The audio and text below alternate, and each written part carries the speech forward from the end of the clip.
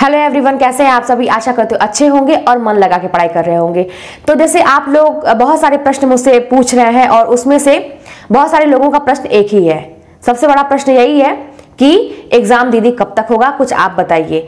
और ये आपके प्रश्न आ रहे हैं कि बीच में पढ़ाई मेरी इस वजह से रुक गई है और अब क्या करें, क्योंकि बीच में मैंने इतना समय अपना बर्बाद कर दिया। फिर एक प्रश्न ऐसा आ रहा है कि दीदी केवीएस की भी मतलब वैकेंसी आई है, तो साथ में टीजीटी पीजी के साथ उसकी भी तैयारी करें कि ना करें, साथ में कोई और वैकेंसी देखें कि ना देखें। तो यही सारे प्रश्न हैं। लेकिन इस वीडियो में मैं बात इस पे करने वाली हूँ कि एग्जाम आपका कब होगा, ठीक है। और हालांकि आप लोग भी देख ही रहे होंगे, बहुत सारे न्यूज़ के ऐसे चैनल हैं जो मतलब जानकारी देते रहते हैं टाइम टू टाइम, दोनों टाइम उनका न्यूज़ आता है, आप देखते होंगे। तो मैं भी देखती रहती हूँ, मैं भी अपडेट रहती हूँ कि आप लोगों के एग्जाम कब तक होंगे, आगे क्या चल रहा है, क्योंकि मैं भी एक स्टूडेंट हूँ तो मुझे भी अपनी पढ़ाई आगे जारी रखनी है, आगे कुछ और भी करना ही है। तो वही सारी चीजें हैं। तो मैं वही सुन रही थी, तो मैंने ये देखा ना कि सुना कि टीजीटी पीजीटी का जो था, अक्सर यही होता है हर साल, मतलब हम लोग के टाइम में भी था, इसके पहले से भी सुनते आ रहे हैं कि कुछ नहीं होता है। फिर जाके कुछ लोग, कुछ जो इन लोगों का ये मोर्चा वोर्चा जो होता है ना, लोग छात्र नेता वगैरह होते हैं, ये लोग जाते हैं वहां पे धरना देते हैं या फिर जाके मिलते हैं बड़े बड़े अधिकारियों से, तो कुछ मतलब एक सोल्यूशन निकलता है किसी भी चीज का। तो यही सारी चीजें आज भी ये शायद थी, और लेकिन कोई हल नहीं उसका निकला कि आपका एग्जाम कब होगा। और यही सुनने में आया कि अभी जनवरी में शायद हाईकोर्ट में कोई मामला है जो मेंबर वगैरह है उसके लिए, फिर फरवरी में कोई एग्जाम का चांस नहीं है, और इसके आगे हो सकता है कि आपका एग्जाम हो। तो इधर देखिए, ये मेरे बताने का मकसद ऐसा नहीं है कि आप पढ़ाई में एकदम से लापरवाह हो जाइए। जो आपके साथ में ये प्रश्न आते हैं कि दीदी मेरे साथ ये दिक्कत आ गई थी, मेरे ससुर जी की तबीयत खराब थी या मेरी तबीयत खराब थी या किसी भी वजह से मतलब पढ़ाई बीच में नहीं हो पाई है, तो मैं इसलिए ये न्यूज दे रही हूँ, क्योंकि मैं न्यूज वगैरह नहीं देती हूँ कि कब एग्जाम होगा, क्या होगा, ठीक है। मैं आपसे यही बोलती हूँ कि जो जैसा भी होगा ऑफिशियल नोटिस आएगी वो आप लोग को पता चलेगी। लेकिन ऐसा आज मैंने सुना, और मैं इसलिए ये बात कह रही हूँ कि जैसे जिन लोगों की पढ़ाई डिस्टर्ब हो चुकी है बीच में, तो अभी भी देखिए मौका है। अभी आपका समझिए कि जनवरी शुरू होने वाला है, दिसंबर आज 26 तारीख हो गई, 5 दिन और बचा है, तो इसका कोई मतलब नहीं है। समझिए ये मंथ खत्म ही हो चुका है, जनवरी फरवरी 2 ही महीना मान के चलिए, तो अभी भी 2 महीने हैं। देखिए भगवान आप लोग को टाइम टू टाइम पूरा समय दे रहे हैं, ऐसा नहीं है। आप ये नहीं कह सकते कि मुझे समय नहीं मिला। अब इतने में भी अगर आप लापरवाही करते हैं, इतना समय मिलने के बाद भी आप अगर ये कहते हैं कि मुझे समय नहीं मिला, मैं पढ़ नहीं पाया, तो ये मतलब जान लीजिए आपकी पूरी लापरवाही है, आप ही की गलती है इसमें।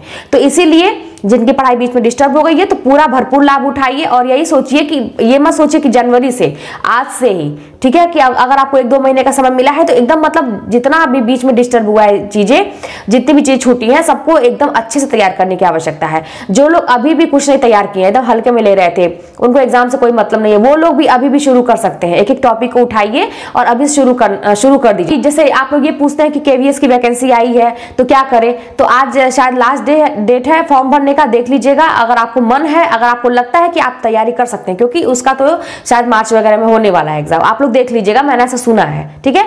तो अगर जो भी आपको लगता है कि पहले है और आप कर सकते हैं तैयारी, तो बिल्कुल करिए। अपने सब्जेक्ट का तो आपका तैयार होगा ही, सिलेबस हाँ अलग है, ये तो मैंने भी देखा है। तो अगर आपको अंदर से लगता है कि आप कर सकते हैं तो बिल्कुल तैयारी करिए।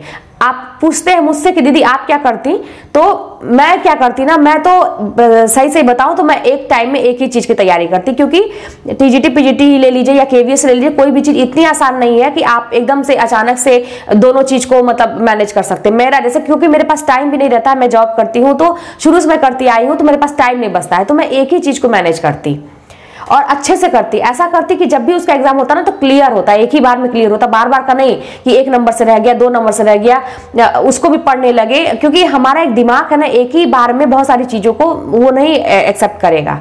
तो जो चीजें चल रही हैं उसी पे मैं तो करती, क्योंकि मेरे अंदर इतनी कैपेसिटी नहीं कि एक साथ मैं 4 चीजों को लेकर चलती। लेकिन हाँ, अपने आप से आप बैठ के पूछिए कि अगर आपको लगता है कि आप केवीएस की भी तैयारी कर सकते हैं, टीजीटी पीजीटी की भी कर सकते हैं, तो बिल्कुल भी करिए, इसमें कोई दो राय नहीं है। बहुत सारे लोग ऐसे भी होते हैं कि एक साथ कई एग्जाम को निकालते हैं। मैंने अपनी बात कही थी, ठीक है। जरूरी नहीं है कि आप वैसे ही फॉलो करिए जैसा मतलब मैं करती हूँ, क्योंकि मैं अपनी क्षमता में जानती हूँ, अपने आप को मैं अच्छे से समझ चुकी हूँ कि मैं क्या कर सकती हूँ, क्या नहीं कर सकती हूँ, ठीक है।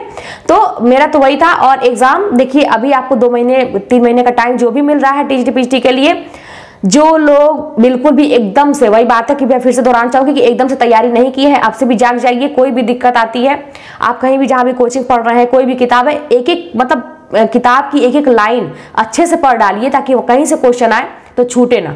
टॉपिक वाइज तैयार करेंगे तब जाके आपका समझिए कि तैयार होगा, और उससे संबंधित प्रश्न भी हल करिए, ठीक है।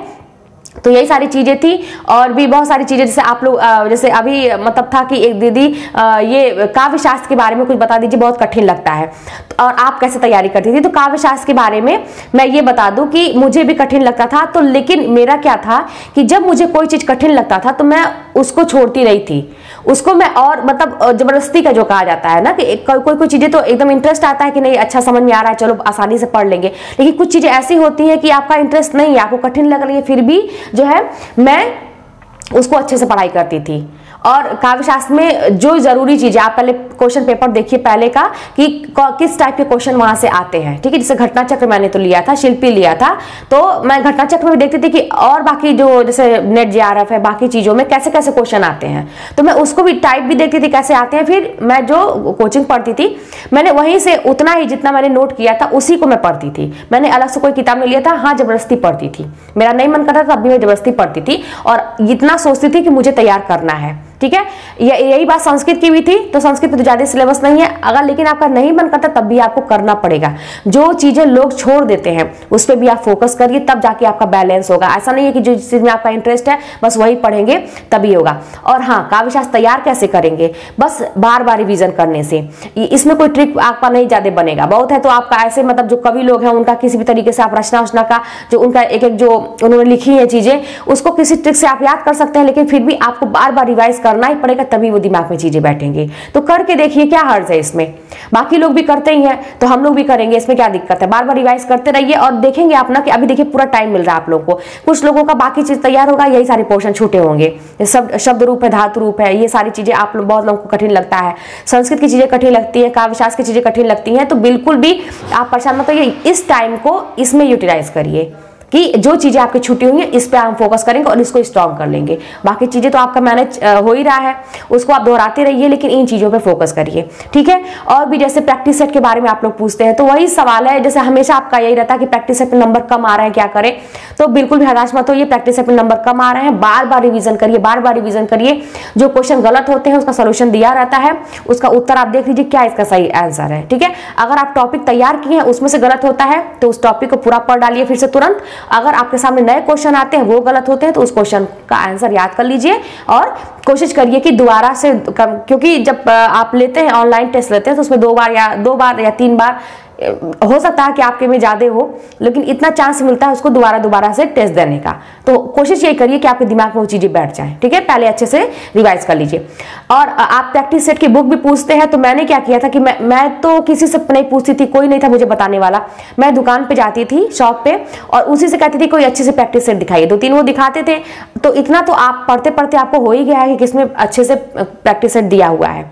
तो आप देख लीजिए कि क्वेश्चन किसमें अच्छे अच्छे दिए हुए हैं। अगर आपको लगता है कि लेना है तो लीजिए, नहीं तो उतनी ही किताबें रखिए जितना आप कवर कर सके। मैं बार बार कहती हूँ कि उतनी ही किताबें रखिए, बहुत ज़्यादा आप इकट्ठा कर लीजिए, उसको पढ़ ही ना पाइए तो क्या फायदा है। सबसे ज़्यादा फायदा आपको क्या करता है ना, जो टॉपिक वाइज टेस्ट देते हैं आप, ठीक है। तो टॉपिक वाइज टेस्ट देते हैं, उससे एक टॉपिक तैयार होता है तो टेस्ट दीजिए, ठीक है। ऑनलाइन अगर आपने परचेस किया उस पर प्रैक्टिस करिए खुद से भी। जैसे मान लीजिए कोई टॉपिक पढ़ रहे हैं तो आप खुद सोचिए कि किस तरह से इसमें कितने तरह के प्रश्न बन सकते हैं।